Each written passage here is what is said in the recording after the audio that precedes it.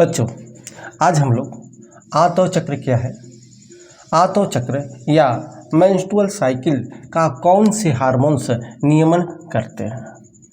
तो आतव चक्र क्या है बच्चों, इसके विषय में देखें। आतव चक्र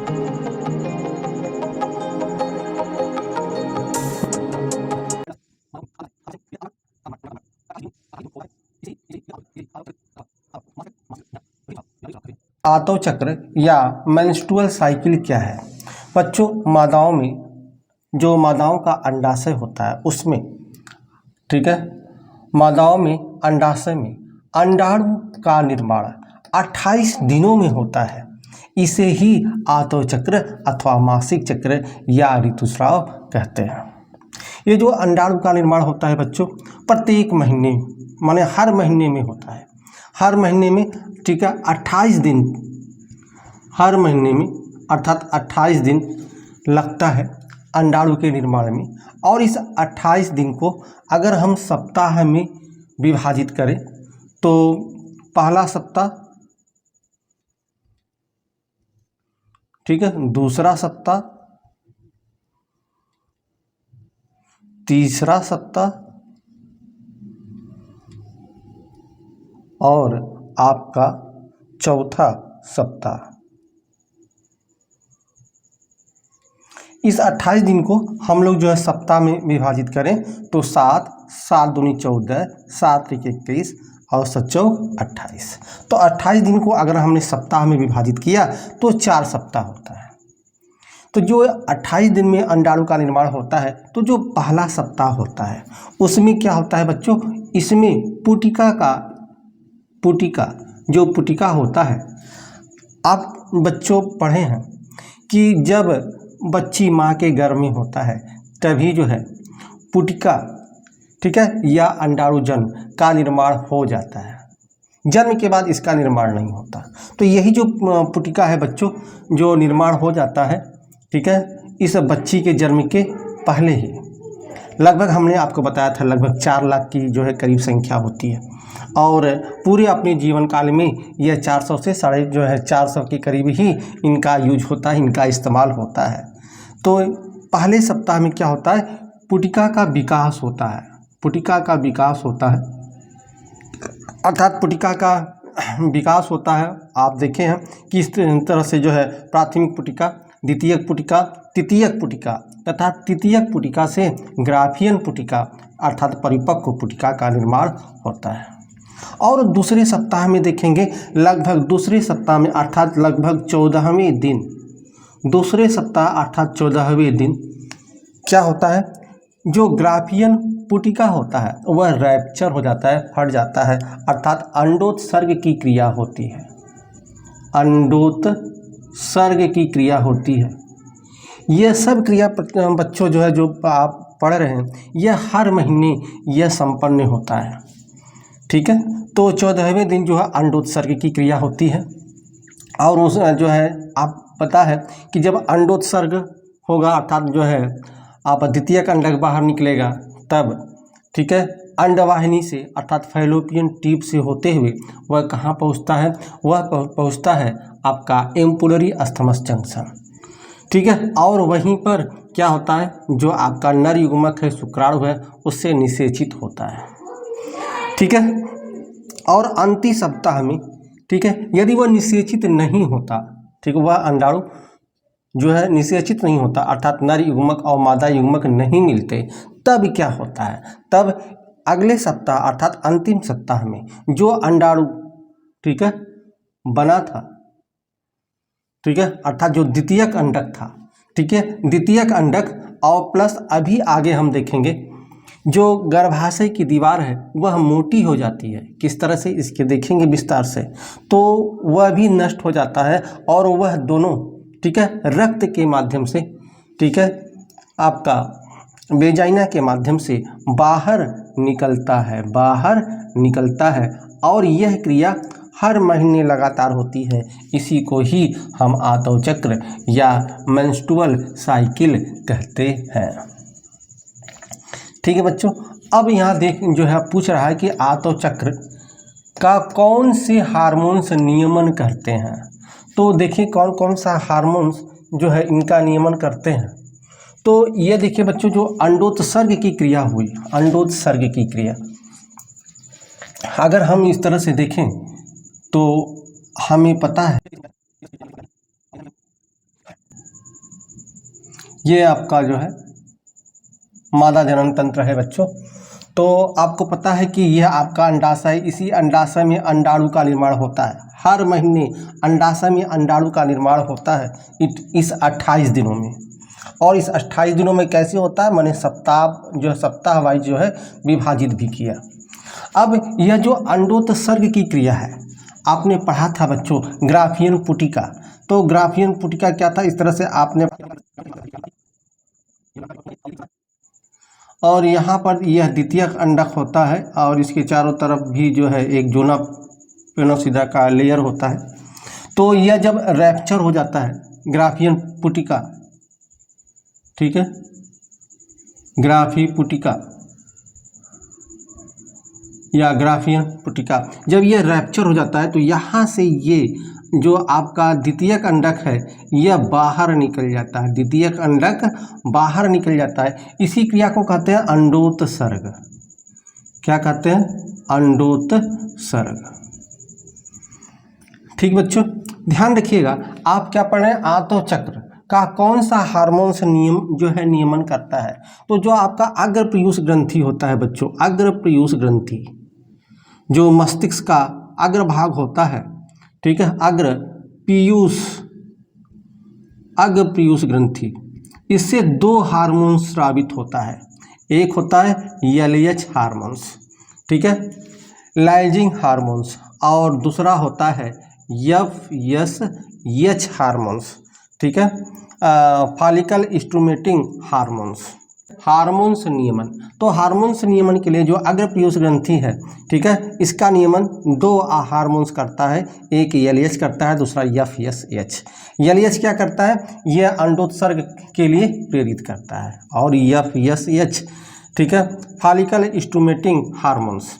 बच्चों यदि इसकी मात्रा अधिक हो जाए, यदि इसकी मात्रा कम हो जाए, तब क्या होता है, आंतोचक्र प्रभावित होता है। इसलिए इसकी निश्चित मात्रा होना जरूरी है। तो यह भी जो है नियमन करता है FSH। ठीक है बच्चों, तो हमने देखा कि अंडोत्सर्ग को कौन सा हार्मोन्स जो है प्रेरित करता है, LH हार्मोन्स प्रेरित करता है। अब देखिए बच्चों, इसके बाद जो इसके अंदर रक्त का थक्का बचा, ठीक है, अन्य जो आपके उत्सर्जीय ऊतक थे इसके अंदर, वह जो है क्या बना लिया, एक इस तरह से संरचना बना लेते हैं, इस तरह से संरचना बना लेते हैं, ठीक है, क्या बोलते हैं इसको, कापर ल्यूटियम। यह कापर ल्यूटियम है, इस तरह से जो है आपका यह संरचना बना लेते हैं।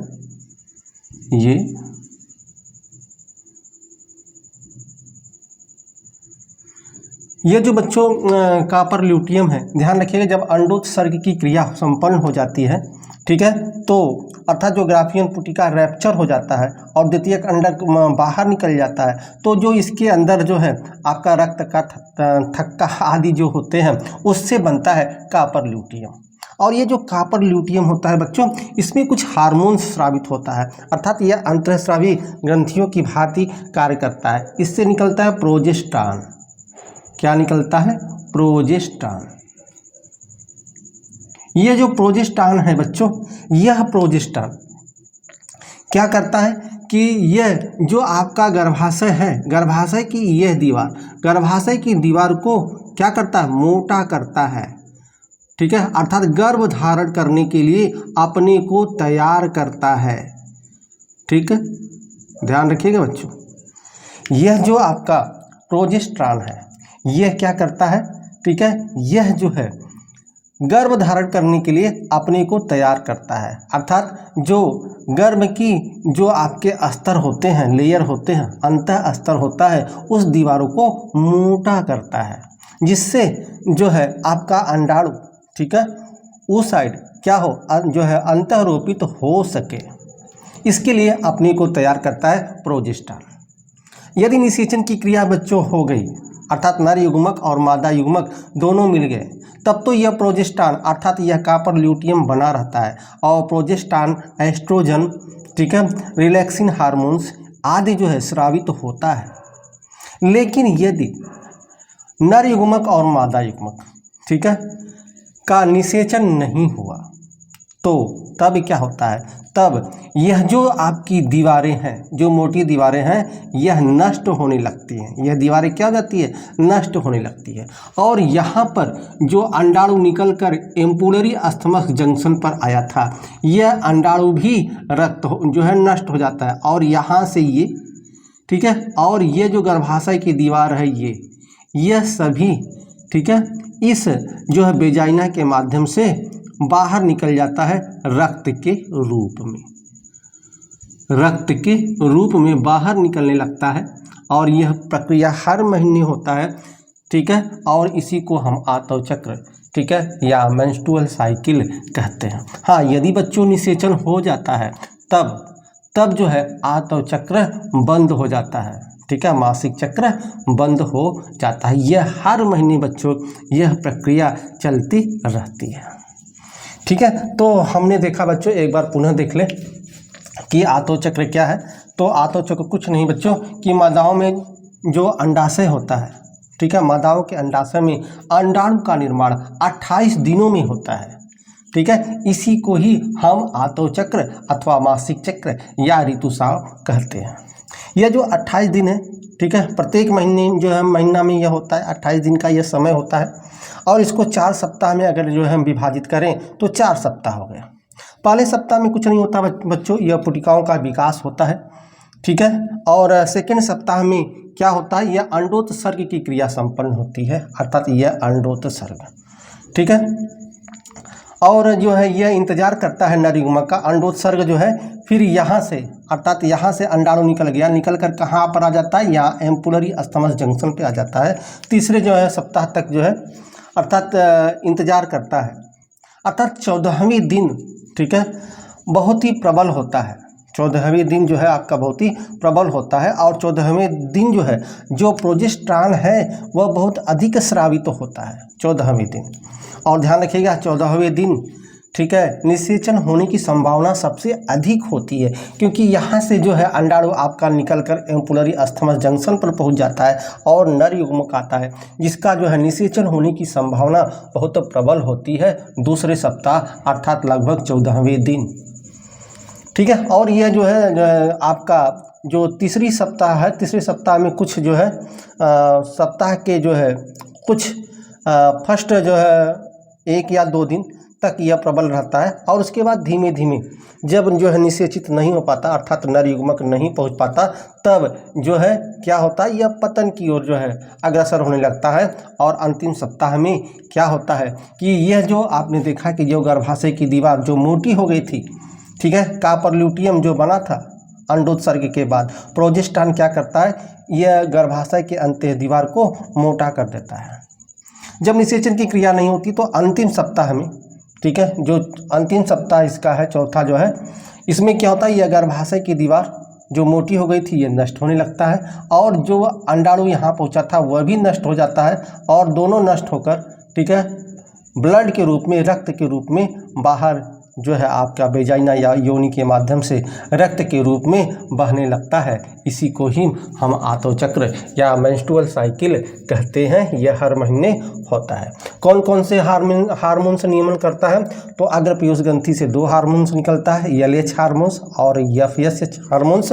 उसके बाद कॉपर ल्यूटियम से एक हार्मोन्स निकलता है प्रोजेस्टेरॉन, ठीक है, और एस्ट्रोजन। यह सभी हार्मोन जो है आतव चक्र को नियमन करते हैं। तो हमने आपको अच्छे से बताने का प्रयास किया। बच्चों यदि समझ में आता है तो लाइक शेयर ज़रूर कीजिएगा। चलिए मिलते हैं अगले वीडियो में अगले प्रश्न के साथ। तब तक के लिए बच्चों धन्यवाद।